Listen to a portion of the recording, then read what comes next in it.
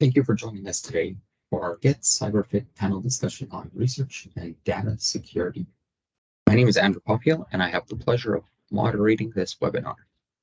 The University of Manitoba campuses are located on original lands of the Anishinaabe, Cree, Oji-Cree, Dakota, and Dene peoples, and on the national homeland of the Bear River Métis. We respect the treaties that were made on these territories, we acknowledge the harms and mistakes of the past, and we dedicate ourselves to move forward in partnership with Indigenous communities in a spirit of reconciliation and collaboration. Miigwech. A few housekeeping items before we get started. This webinar will be recorded and made available to all participants in case you need to leave early. You may have noticed that we are using Teams town halls, which does not allow the sharing of audio or video. If you have any questions during the webinar, please put them in the Q&A, and our team of moderators will ensure that we answer them before the end of the call.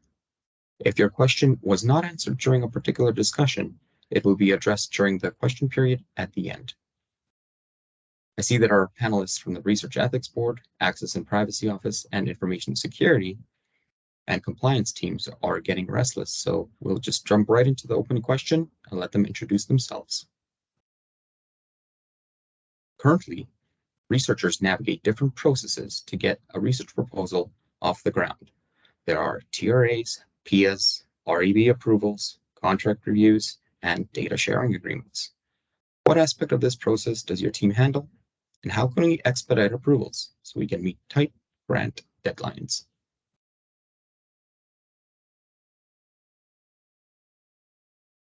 Hello, everybody. My name is David Treble. I'm the IT security lead for the information security team. Briefly about myself, I've worked at the university for 27 years, and for 13 of those years, coming up in January, I've had the privilege of working on the information security compliance team, and it's really been quite the adventure. Watching security mature in the organization and the use of tools and the internet in general. It's been quite the ride. So in terms of supporting researchers, one of the primary services our team provides is threat risk assessments, or I'm going to use the acronym TRA for short. And some other things we do is we also help review contracts and attest to security controls that might be required for data sharing agreements. So for example, someone may want to purchase a new software or start a new service to support their research or their teaching. And our team will basically conduct a TRA to ensure that the controls are in place, there's no vulnerabilities in the application. We look at some potential threats that might be there, and then we provide recommendations to lower risk. This is a really nice complement to the Access and Privacy Office's privacy impact assessments and the work that the REB does for their guidelines. As far as expediting the work, I would recommend that you familiarize yourself with university standards, policies, procedures, our guidelines, and reach out to IST and information security really early in the process so that we can assess what you need. Is there going to be an agreement that needs to be reviewed and signed, and what are the deadlines? And the earlier that we get in on that process, the better we can help guide you along and set your expectations. That being said, with those data sharing agreements, sometimes we need to get sign off from senior leadership. Sometimes we need to set up some meetings and discuss with you about controls and so forth. So yeah, just getting in early is the best. Speaking of those agreements, I'd say in the last 3 or 4 years, there's been a real increase in that requirement. There's more emphasis on cybersecurity controls. We have to ensure that these controls are in place in your labs or in your processes, and it's just I think that's something that's going to increase more and more, and I'm looking forward to working working on that and working with you, the researchers, working with my esteemed colleagues here. For example, we get a lot of, we see agreements from the NIH, or the National Institute of Health, from CIHI, or the Canadian Institute of Health Information, and even federal and provincial governments. If we're doing any research with them, we're starting to see those agreements becoming a requirement. So yeah, that's about it for us. I'm gonna hand it over to Shelley. You can talk a little bit about how she does and works together with us. Thanks. Yes, I think many of you probably do know me. I can't see who you are, but I've actually worked at the university for I think around 32 years, REB office about 21 years. And so I've seen data security is certainly over time has become increasingly more important. And actually, as REB members, sometimes we're not the most experienced in this area as far as all the different databases. But I think Dave said getting in there early and consulting, just as in, if you're doing research with First Nations populations, Inuit, designing your research project, you should be consulting them first prior to submitting to us. And if you're going to be a researcher doing a lot of research, I think it's really important to connect yourself with privacy office, IT, determine whether the software you're going to be using, the programs you're going to use meet their standards prior to submitting to us. For example, REDCap has been a system that the university has done a privacy assessment. So when the REB sees that you have used the University of Manitoba REDCap, there's a lot of assurance by us that there's appropriate measures in place. And so again, speeding up the process, it's that consultation. Increasingly, I think the REB office, because we aren't familiar with the latest and the best, and as you know, the latest and the best is changing, every 6 months. I do think that you need to develop that relationship with them, and as I say, they're very, very helpful. So you may see us in our submissions saying, we're not quite sure about that database, we don't know about it. Please consult with the REB office. Often, for especially new researchers and students, we're often the first point, like they're doing the research, they know they need REB approval. And so often we may be the ones telling them, maybe you need a threat risk assessment, maybe you need a privacy assessment. And as Dave also mentioned, increasingly data sharing agreements. We noticed these coming from, let's say, researchers requesting data from Toronto, and all of a sudden a DTA was required. So again, contracts has these templates. And again, it's just that the big word I say is consultation prior to your submission, and it'll move along a much better.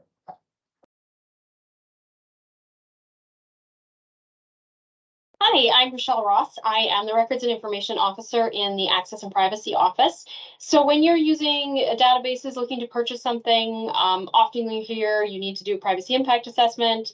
That is something our office handles. So we do actually only do PIAs on software that the university is offering and maintaining as an enterprise service.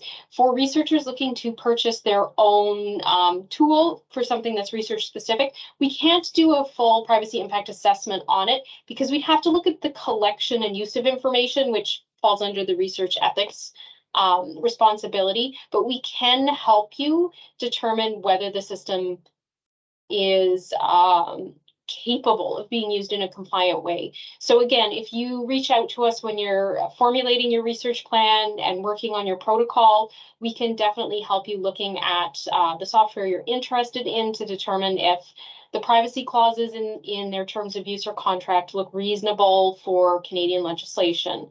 And we can look at a lot of the information governance side of using the software and provide some recommendations. And we're always here to help connect the dots between our three offices. It is complicated for researchers to have to work with multiple offices to get a research protocol finalized, but we all talk pretty much on a weekly basis, and we are happy to do that to help get questions addressed and moving forward at any time.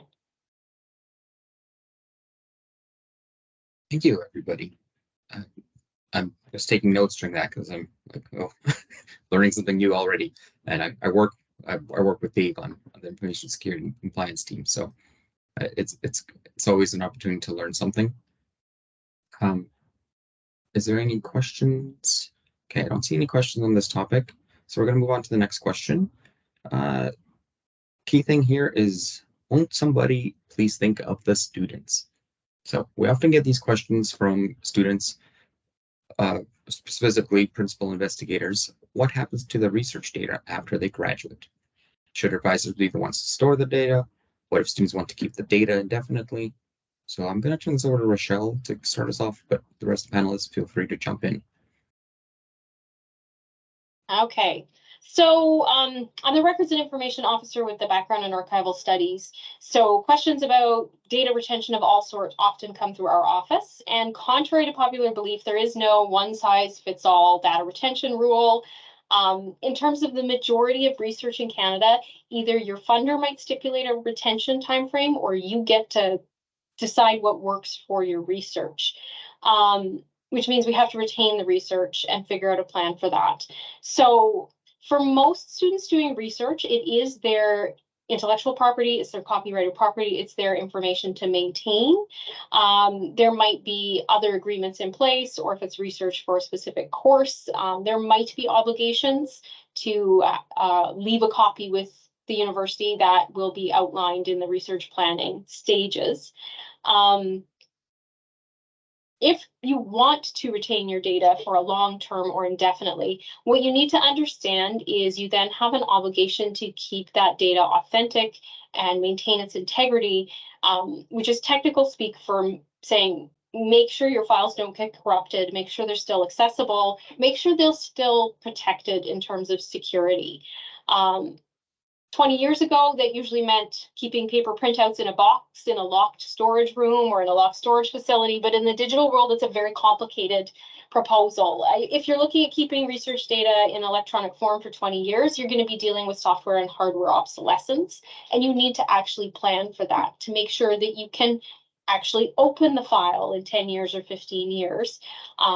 So we do always recommend right at the beginning of the research conception that you do create that research data management plan. I know it's optional on some research and required for some funders right now, but that is the place to really think out, what do I need to keep this for? What do I need to do to ensure I can keep that?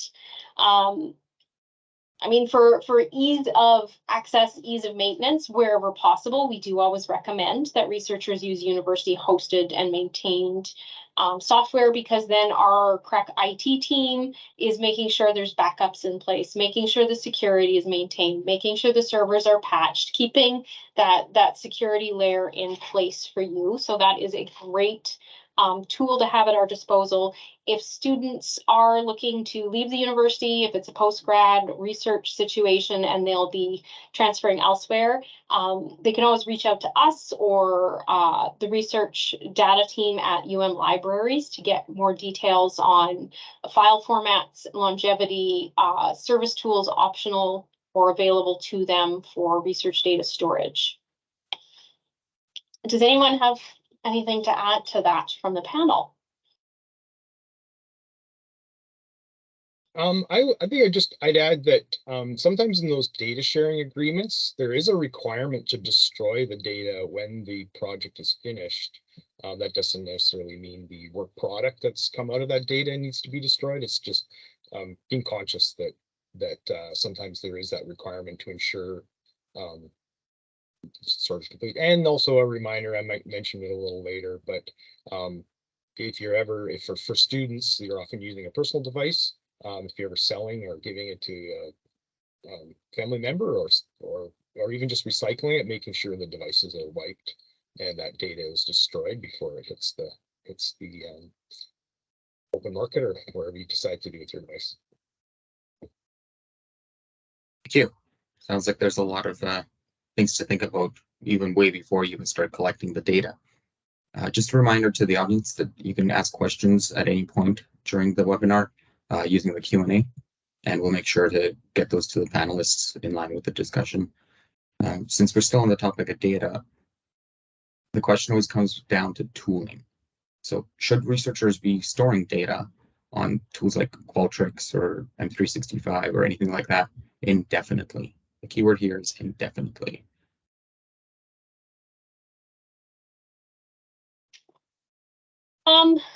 from a records and information governance and management standpoint, I think it's important to plan and understand that collection of data does not equal storage of data. And a lot of the fantastic resources available to researchers really haven't been assessed for long-term storage because that's not the purpose of the software. So Qualtrics is something that's come up. Qualtrics is a survey platform. It's not something you can indefinitely store data in. You probably have a subscription to Qualtrics. You might be continuing to pay for it. With Zoom, you can record scenarios, you can record meetings that might be part of your research. And again, Zoom's not really set up as a long-term storage. There's space limitations and a lot of issues with maintaining data in those platforms. So it's always best to collect the data in the tool that works best for your research, and then pull and retain it back in a platform that is designed for research data retention, that gives you that security layer that you need, that gives you that accessible layer that you need, that gives you the ability to manage role-based access to the data sets amongst your research team, which is not something you're going to find so much in some of those survey platforms. I just add, Rochelle, that you know, that there are companies that exist, they can be bought out, they can go out of business, taken over by someone else, and you never know what that if there's a takeover of a really popular tool, how that data is going to be used and what kind of access you'll have to that. I've got notes from personal photo hosting sites that you know, we're shutting down, or you know, you haven't accessed your information for a year. It's going to be deleted if you don't, and so just being conscious of where that data is stored, and you don't want to lose access to that in the future. Okay, solid answers. Maybe not, just maybe a slightly different topic. Just, you know, we talk about a lot of times data being stored indefinitely, and a lot of times in the consent forms or in the application, you've actually told the participant that you're going to destroy your data in 5 years. So, you know, you have an obligation to destroy in that period of time. And if for some reason maybe this data becomes very valuable to you, you would have to consult the Research Ethics Board as to the retention of that data for a longer period of time. And maybe the determination would be of whether you'd have to reconsent people or not. But just a reminder that if you do say you're destroying in 5 years, then you need to destroy it in 5 years. Okay, so there's some questions in the chat, which I think will lead into a discussion on specific tools. So like, what's the difference between SharePoint and OneDrive? What's the best platform to share data between teams? And more specifically, are there plans to allow administrative units to gain access to enterprise or centralized data sources, specifically via the new Microsoft Power platform? Or there's also another question we'll get to at a later point regarding different guidance from U of M and other external, it didn't spell it out, but I'm going to assume something like HSC or shared health. So first of all, let's talk about the tooling. So what's the difference between SharePoint, OneDrive, and which one should I use? Sure, thanks, Andrew. So we've all been using these great collaboration tools for the last 3 or 4 years since we've had them available to us, and specifically OneDrive and SharePoint. OneDrive, the best way to think of that is that's personal to you. And if you ever need to share anything, you have to explicitly share a file or a folder to that person. Then you also have to remember that you shared with that person, because that share will exist until you take that down. So I do that a lot in my job. I might share something with an individual staff member, and I periodically go through and make sure I have a certain folder for that, and I make sure that I review those accessories I access periodically, because the last thing you want to do is drop a new file or a folder into that share, and suddenly you've now shared with the other individuals. So the OneDrive, personal, you have to be really careful with the access rights.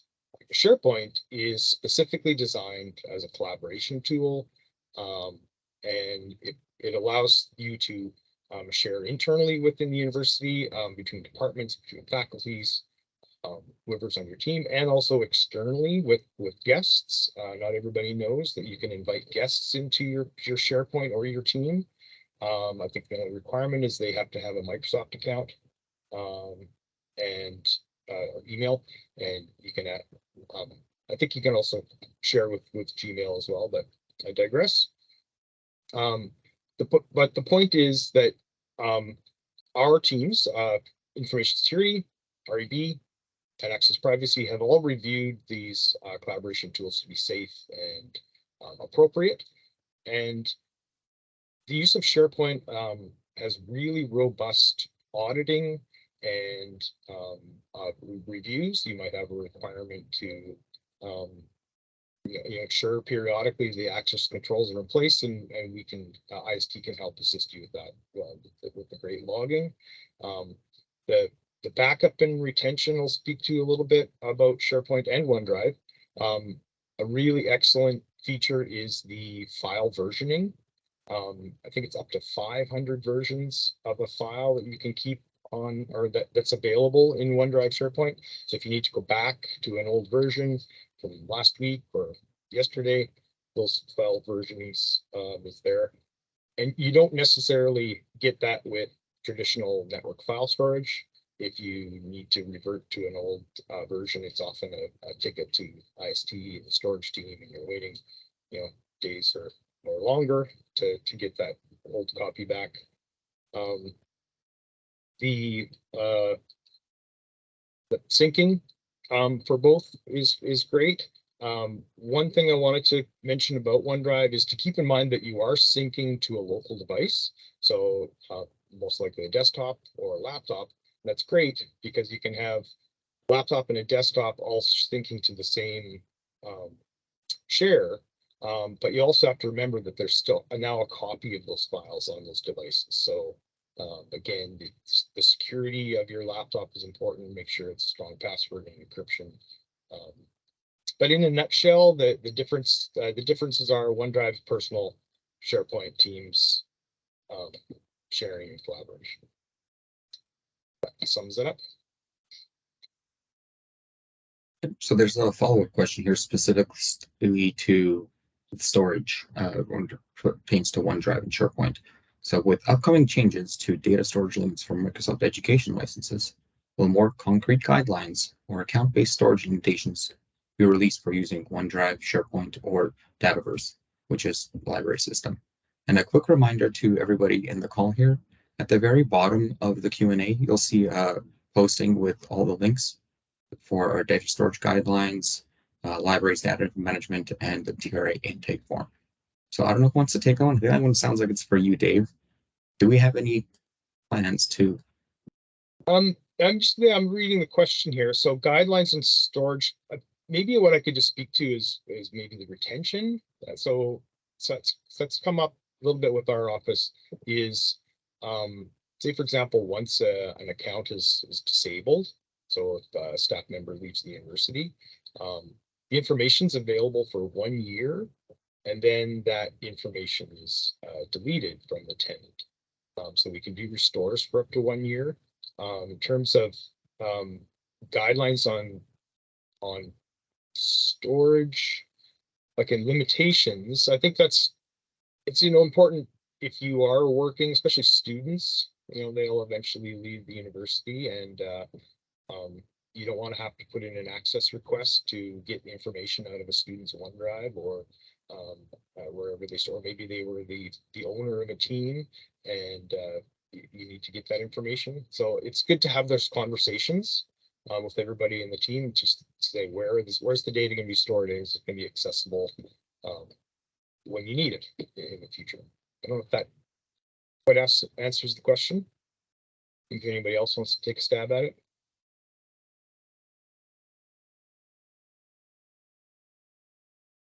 I think as we use things more, we're constantly adapting our guidelines and our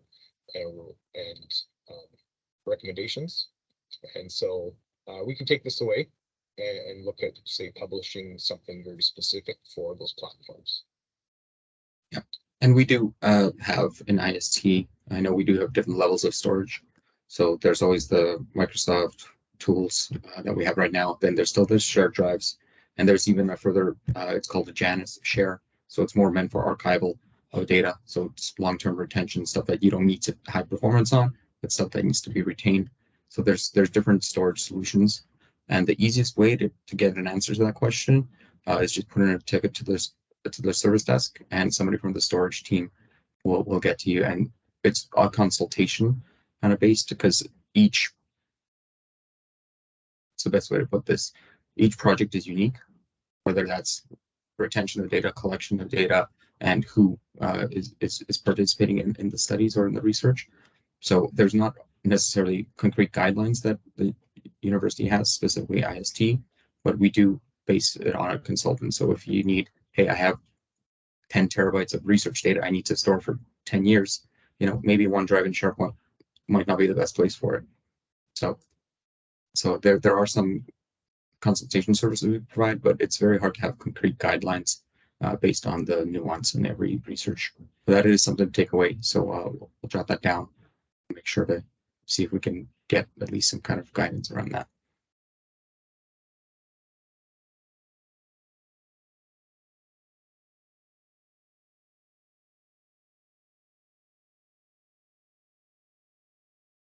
Sorry about that. Notice there's a lot of questions in the chat here, so we get to those naturally by the end of the call.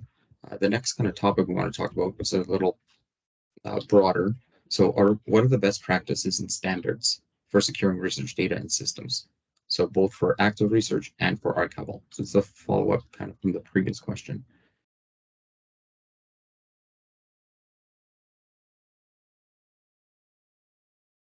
I can maybe start on that. Basically, it all starts with that risk assessment. So and your REB agreements and your in terms of what the expectation is of where that data is going to be stored and what's appropriate. So the risk assessment can identify the vulnerabilities and make recommendations on whether or not does that data need to stay local in your lab on a system that is not connected to the internet? Can it be stored in more than one location? Can be used on mobile devices, laptops? And then in terms of what controls need to be put in place, those can all be recommended through the risk assessment process, or take the time to review the standards and policies and procedures that we've published on their university pages, because those general guidelines typically are appropriate for the majority of research use cases. So encryption, make sure your laptops are hold disk encrypted, your desktops are encrypted. Don't use USB sticks, but if you have to, make sure those are encrypted as well. I understand people are in the field and sometimes they're collecting data from people and they need to move it back to the lab to process. Considering anything mobile to be very temporary and not a permanent storage location. Ensure the systems are managed by the university, or if you're collaborating with another institution, make sure that they're also following good practices. Going back to students, they often use personal devices. Make sure you're having those conversations early on, so that if the student is using a laptop in the field, they transfer that information back to secure storage. Rochelle has already mentioned a lot of that earlier. Understand what would happen or what you would need to do if there was an incident. There's a requirement to report all incidents either to our team, service desk, to your senior researchers, and just be aware of the compliance requirements or legal, internal, or in your data sharing agreements, what you're supposed to do if there's an incident or a breach. Let's stop there for now. Anybody else have anything to add? I would add, this is also an area where a data management plan is helpful. Things do go wrong, whether it be human error or malicious actions from outside the university or a theft of a laptop. If you've got that plan in place and you understand what data is where at what times, it makes it a lot easier for us to respond. And the university is there to support you in the event that something happens to research data. Reach out to David's team. He will loop in whoever else needs to be looped in, and we can help address it. But if we have that proactive work in place, it's a much faster process to determine what has actually happened, what might be at risk, and how we follow up on the security side. In terms of the collaboration side, I know Shelley can speak to this as well. Different public bodies, different trustees have their own internal rules and regulations. Other universities have their own policies and procedures. If you reach out to us, we can collaborate with our counterparts elsewhere to come up with a solution that is acceptable to both institutions as well. But as Dave said, each research protocol is unique, and there's not a one size fits all approach to that.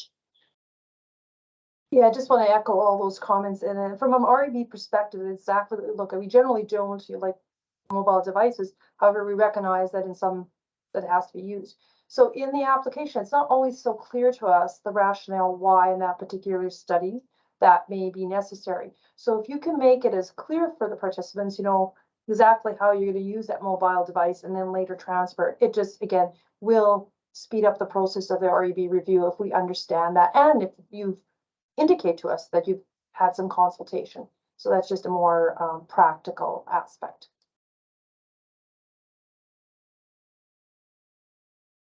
Okay, thank you for those details. I guess the next follow-up question is talking a lot about security, but security is hard. It takes a lot of time and effort. Sometimes it's just easier to, you know, you just want to share the data and you want to use what you use normally in your day-to-day life, be it, you know, Google or Apple. So the question is, how can we balance the need for security with the need for openness and collaboration in research? I'll take that one, Andrew. It's a very, very common question that we get all the time. Why do we have to do this? My data is not sensitive, or my data is not, you know, it's open, it comes from open sources. Why do we need to protect this and go through the hassle of MFA, you know, some of these new controls that we're implementing, you know, across the enterprise. So our team, we lean heavily on industry standards such as NIST, but we don't follow those necessarily to the letter. We adapt them and amend them for our environment. We are not a private organization, we're a university, and it's all about, you know, collaboration and traditionally fairly open. One of the things that we do is we meet regularly. Our team meets regularly once a month with all my peers across Canada, attending conferences, regular chat. I'm in communication with all of these other security professionals, and finding out what works in their area. Often someone will, hey, we're rolling out Defender as a new product. You know, what kind of configurations are you using, and what's the feedback you're getting from your community, so that we can make sure that when we roll out a similar product or modify our own existing products, we're using feedback from other organizations. We're not making decisions in a silo, I guess is the term. So we reach out and we look to see what's working for others, and you know, what are the pain points and whatnot, and so that we can help strike that balance, so that people aren't feeling like security is a roadblock. It's the last thing we want to do. But you may, going back to that, you know, what's applying appropriate controls. I'm going to riff on what's called the cybersecurity triad, or CIA, stands for confidentiality, integrity, and availability. So confidentiality, again, a lot of people say, oh, it's, you know, my research is open, it's going to be public anyway, I've got it from open sources. Why do I have to have this? Well, you also have to consider about the integrity and the availability. You want to make sure your data doesn't change. Actors have gone in and they've corrupted files, or ransomware is considered a change in integrity and a change in availability of that data. So the last thing you want is to spend 2 years working on a research project and then to have something happen to the availability of that data. It gets deleted or encrypted maliciously through ransomware. So it's important, not only confidentiality, but integrity and availability is important. So what can you do to kind of make life a little bit easier for yourself is educate yourself on those standards and guidelines. Have conversations within your team and with outside groups. Talk to your peers at other universities and see, you know, what they're experiencing, and bring those back to us. We're always open to hear suggestions. There are such things as exceptions for certain use cases. We don't like to do that too often, but it's inevitable. Not every solution is going to fit everybody. So that's how we try to find the balance. Last, I'm going to riff on something here I wrote last night. It's my seatbelt analogy.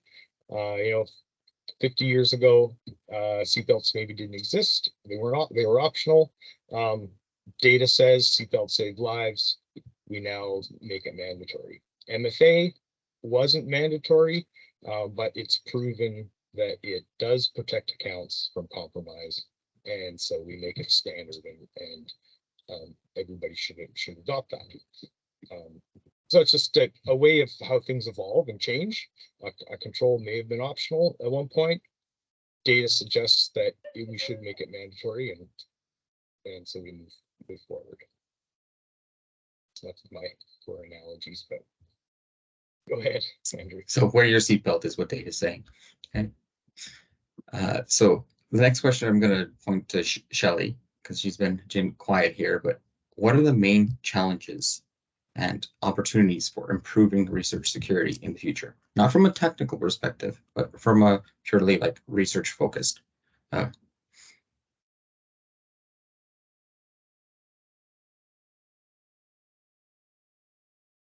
So sure, it looks like you're still muted. Sorry. Yeah. I think we've been talking about a lot of the challenges and opportunities from Dave and Rochelle. From the REBs on the Health Research Ethics Board, I think some of the major challenges are with respect to conducting research at multi-sites. And even within Manitoba, at the various institutions or across Canada, everybody having different requirements. I do think one of the opportunities in the future is going to be maybe rhythm. I don't know if many of you heard. They're going to try to coordinate that, try to get some working groups together. And even for the REB perspective, maybe we'll be able to see what each institution's requesting, and maybe we can come with a more common rule. So I think that's a challenge. The other challenge is, according to privacy legislation and REB ethics guidelines, we're supposed to the data is supposed to be available to the least amount of people possible, and least amount of people possible, and least amount of time retaining that personal health information. The challenge, of course, now is that in clinical trials, funders and publishers are indicating that this data should be available to be shared on a publicly available database indefinitely. So that is a challenge. And again, I think we have to look at what would the data that would be shared with people. And we do work with people. We often now make a suggestion, some modifications, just to clarify that, your data may be put on this public database, may be shared. But the institutions may still come back and say to you that this data is too sensitive to be shared. So I do see that. I can see the importance of wanting to, especially for clinical trials, this data to be available. The idea is that why repeat a study, right? If the study's there, have this available for everybody to look at it. So that is some challenges. And I think, we're working through these challenges. I don't know, challenge as much as there's still challenges with researchers understanding the difference between anonymous, de-identified, and anonymized information. And that just the fact that you don't have you don't have the name, it's, anonymous information. That's not correct. If you have a lot of variables, in this information potentially could be identifiable. And that's where the REB becomes concerns. Those are the situations with sharing of data, like in these public registries, we'll have to get a better idea of what they want there as well. So I say opportunities for research. I think, the resources you have at the university are there for you to work with. But as I say, I think some of those, it's this need to keep data indefinitely now. We've had a few cases where actually, we're here to support you. We don't want you to come up against this roadblock. You can't publish your study because you've told people and the REB your data is going to be destroyed after 5 years, and you're not going to share it with anybody but the research team. We've also had cases where people doing focus groups with very sensitive information. The publishers come, that's on a clinical trial, and they've said you have to share this data in this public registry. We've actually been able to indicate to them that, we told the participants not, and this is too sensitive. So we have, and publishers seem to understand that, because it's a blanket statement they provide. So I hope I answered that question. Yeah, that I think that sums it up pretty nicely. I don't know if Dave or Rochelle, you have anything to add to that? No? Okay. So we'll just move on to our last little exercise here. I thought it'd be a great idea to post a discussion here in the Q&A and just allow all the attendees an opportunity to just express their opinion. The question here is going to be, how can we foster a culture of security awareness and responsibility amongst researchers and collaborators? Basically, what do you need from us? Us being Access Privacy Office, Information Security Compliance, and Researcher Ethics Board. Is it more guidance documents? Is it, timelier response to TRAs? Or is it something that we haven't even touched on in this call at all? So while we're waiting for those to come in, you should be able to reply to the discussion there. And I'm just going to go through the questions here, and we'll just quickly touch on some of these that haven't been answered. One isn't necessarily a question. The first one is just wants to underline the importance of fundamental risks. First of all, Russian trolls or other threats to your data. So global actors, global threat actors, or state actors trying to access your research data. So if you're sometimes working on something very sensitive or stuff that is potentially very profitable, you have a responsibility to yourself, your partners, and everybody to secure that data, even maybe higher standard than necessarily what the minimum requirements are. And that's often what we see here. All of our things are minimum requirements. You can always secure it better. Just because we're not telling you you need to doesn't mean you can't. So these are just meant to be the minimum standards. They're not meant to be their starting point, I guess is what I'm trying to say. So new posts, let's see, discussion thread. Okay, so there's the discussion thread. So I'll just keep going through the questions here. There's a couple questions, Dave, directly for you, highly technical ones. So I don't know if you want to just address those via the comment, or we can address them live here. But basically, is there any plans to set up a cross-tenant business-to-business solution? Or is there any plans to, I guess the second question is more towards Rochelle and Shelley, any plans to work with other units like University of Winnipeg, St. Boniface, to align our guidelines and data sharing agreements? I did answer Casey's question there in chat, or I said if I don't get to it, it's one of the most recent ones. I'll riff on that a little bit. Is we have discussed it, and maybe to clarify what they're asking is, instead of having to invite guests, external guests in, it's a little bit of a few extra steps. There is a feature in Microsoft to establish trusts between tenants, so that you can freely chat, and you can invite people in from other organizations like University of Winnipeg or St. Boniface. We discussed it early on when we rolled out M365, and we decided that we pause that and review it later. And as you know, we're maturing our platform. We're just rolling out Defender, which gives us a lot of new abilities and a lot of telemetry and auditing capabilities and threat protection capabilities we never had before. So I think we should tighten up our own house first before we start establishing trusts with our colleagues and peers. I got that And the right. follow-up question to that is there a way we can standardize our guidelines for research with other universities, even just in our province? So St. Boniface, University of Winnipeg. Yeah, I think that's what Shelley was getting at with that rhythm. I'm not even sure what that acronym stands for, but with that rhythm group, I think that's the direction or the intention of that group. And I mentioned earlier how we do talk with other institutions in the U15, and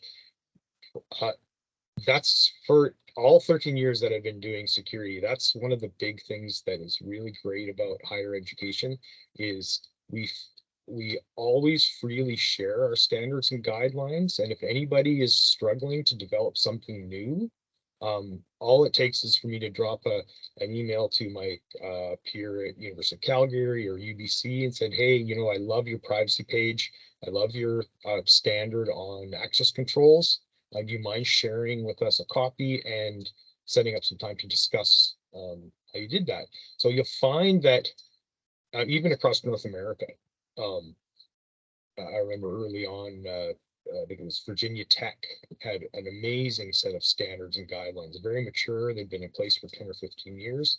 And you just reach out and say, hey, can I borrow some of this language and use this to develop our own? And so you end up finding some sameness across the country, across the world with standards and guidelines. And again, we fall back to NIST to help underpin all of that, so that we're not just all making it up as we go along. I think standardization will be like between everybody's be very difficult. However, I do think with the rhythm, what's going to happen is that because this group is going to be seeing, you know, all the various, you know, maybe comments from the different organizations, maybe we'll be able to, you know, from their work together. I know rhythm, part of the initiative is also maybe to have working groups among privacy. They probably need maybe a working group among the data security and to help research. I mean, that was part of it, at least initially. I can't speak totally on their behalf because I'm not part of that group, but I know that is definitely their goal is to coordinate and to facilitate research. So I know once they get going, I believe I think we'll see improvements because it'll be together. All these different groups will be together. Yeah, that's right, Shelley. Like, I think what we find is that, you know, guidelines and standards, even federal regulations, if they're very high level and they're not super prescriptive, and a lot of people are asked for, but I want to do this, or I want to do something very specific. So then we look at the guideline and we go, well, okay, so that sounds reasonable, security, so that fits. But then every institution is going to have their own flavor of what's going to work for them. And I think there's sort of a related question there about working with groups like Shared Health. I think that was from Elizabeth early on. Has there been consideration given to consultation or collaboration with the health system to create a common set of guidelines? So again, sort of repeating what Shelley said there, like we're working on it and everything is evolving constantly. So we have some suggestions here from the audience here. One simple one is more of these webinars. So maybe not just once a year. I'm assuming not just on research security, maybe other topics as well, or something more specific, research security. And the other comment here was maybe having a newsletter or some type of distribution list, or even what's been happening a lot is a community of practice. So is there a community practice that exists for research security?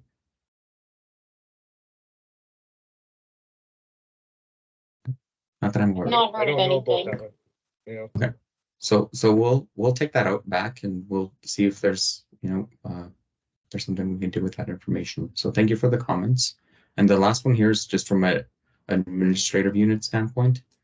They really appreciate the why behind security requirements. Because often it's like you must do MFA, but why do I have to do MFA? Is it because it reduces the amount of compromised accounts by 97% on average? Maybe. That's probably a good starting point. But there's other protections too. It protects yourself, your data, and anything else that your colleagues and whatever may have shared with you as well. Because in this collaborative and sharing world, once one user gets compromised from a team, all the team data and everything gets compromised. So it's not just the individual, it's the entire team, and globally, or even larger, the entire university then is at risk. So feel free to add in any more comments. I'll let the team here just do another minute or two each of just summarizing comments, kind of key takeaways on research security, and then we'll adjourn at 1:30. Just to add what you said, Andrew, in reading Casey's comment, I think that's a great point involving others. I think we tend to historically, again, my 27 years here, ISTs tends to filter down to our distributed IT representatives, and then we rely on the distributed IT representatives who have perhaps the better relationship with the researchers and academics to regurgitate or spread that information. So sometimes that can get either watered down, or the telephone game, things can change.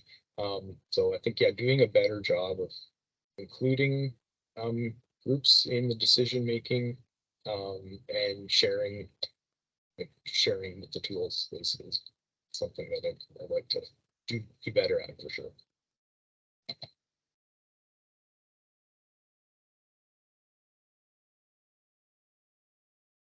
Shelley, Rochelle, any closing thoughts on research security?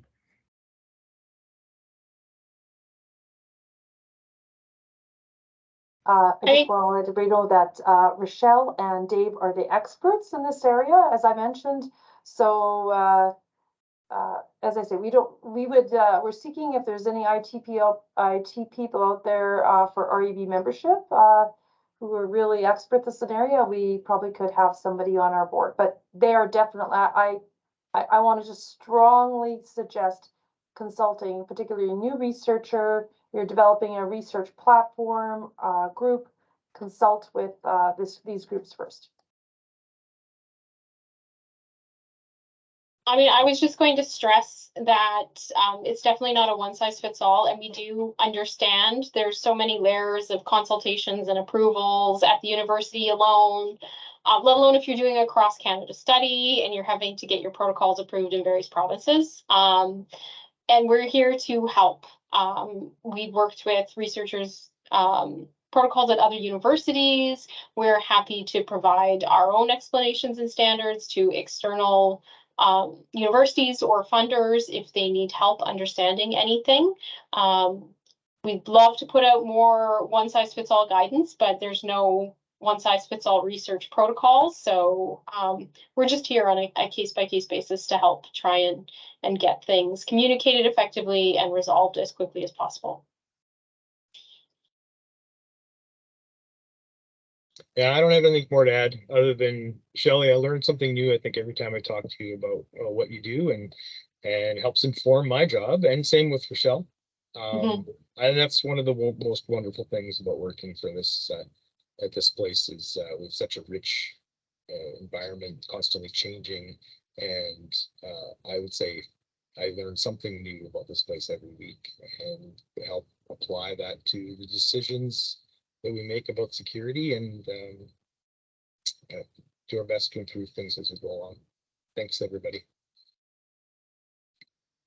Thank you.